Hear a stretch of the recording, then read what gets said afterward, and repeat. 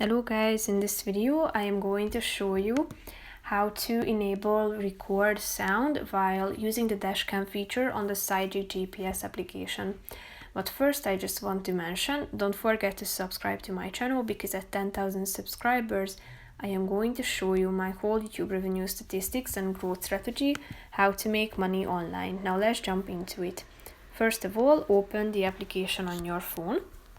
After that, click on this menu icon in the upper left corner of the screen and then click on Settings, which is the third button.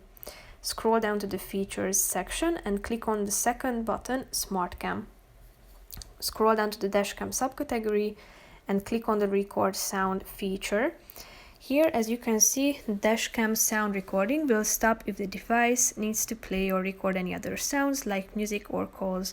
So in order to turn on this feature, tap on this button on the right side of the screen and then you should allow the application to have access to your microphone by tapping on the OK button. So basically, that's it for this video guys. See you in the next one. Bye bye.